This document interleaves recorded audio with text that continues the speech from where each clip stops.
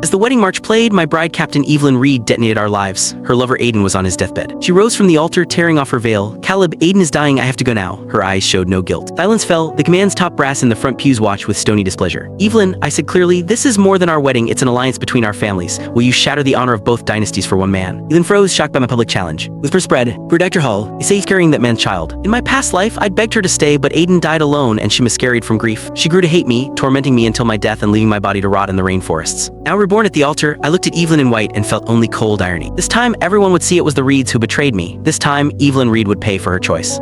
"Captain Reed, it's an emergency!" A young woman in uniform burst into the chapel, interrupting the vows. "Aiden's fatting fast, he's asking for you." Tears streamed down her face. "Captain, please, you have to save him. He's the father of your baby." Even knowing the truth, the words were a dagger to the heart. She was already pregnant with another man's child. My hand tightened around the velvet ring box. Across from me, Evelyn's hand went limp, her face draining of color. "What are you talking about? What's happened to Aiden?" She turned to leave, ready to abandon the entire congregation. Last time, this was the moment I stopped her, forcing her into a marriage that became my tomb. This time I wouldn't stand in her way, but I would make her fall. I grabbed her arm. "Evelyn, who is Aiden, and what did she mean? You're pregnant?" I let shock and devastation flood my features, earning looks of pity from every guest. The whispers started again. "My God, the poor man, his bride is pregnant with her lover's child before the wedding is even over. On the day of their union too, what a slap in the face to the Hall family." Evelyn shot me an impatient look. "Caleb, it's true I'm carrying Aiden's child. It was an accident, but I can't let him die alone. I'll explain everything later." She tried to pull away. "Wait," I said, stepping in front of her. "Today is our wedding day. You're going to walk out on me in front of our commanders and comrades for another man? What does that say about the honor of my family? If you love someone else, why didn't you tell me? Why wait until our wedding day to humiliate me like this? Hall's son doesn't have to marry a Reed daughter." She tore her hand from my grasp. "I'm not saying I won't marry you, but Aiden's life is on the line. I can't just ignore that." My eyes welled up, a single tear tracing a perfect path down my cheek. "But this alliance was set in stone by our families. The invitations were sent, the union sanctioned by the command. If you leave now, this marriage is void. You can explain that to our parents tomorrow." My tears fell like broken pearls. In this life, I had learned how to weaponize weakness. I would make it clear to everyone that Evelyn Reed and the entire Reed family were the ones at fault. Hearing the gossip around them, Evelyn's parents, General and Mrs. Reed, turned beet red. "Evelyn, stop this nonsense," her father boomed. "Today is your wedding to Caleb. You will not walk out of here. Get back here and finish the ceremony." The young woman soldier dropped to her knees. "General, ma'am, please, Aiden is the father of your grandchild. Can you truly be so heartless?" "Captain," she cried, turning to Evelyn, "Aiden has followed you without name or recognition. Are you really going to let him die alone?" "Father, mother, can you?" Evelyn echoed, her voice pleading. She then turned her glare on me. "This is a dynastic union. The marriage is inevitable, so what's the rush? Is the great Hall family so desperate to marry me off that it can't wait a single day? Isn't that a little pathetic?" Her tone softened. "Caleb, I know you're reasonable. We'll be living together soon enough. I'm sure you and Aiden can get along peacefully, can't you?" Cold smile touched my lips. "Evelyn, you and I are not yet married. This union is not yet fact. I have no intention of becoming brothers with your lover." I threw the ring box to the ground. "If you're so determined to save him, I won't stop you, but the alliance between our families will not be jeopardized by your personal drama. Does the Reed family name mean so little to you?" General Reed's face was a mask of cold fury. "Evelyn, this union affects the standing of two commanders." Click the link on the homepage to watch the full follow-up for free.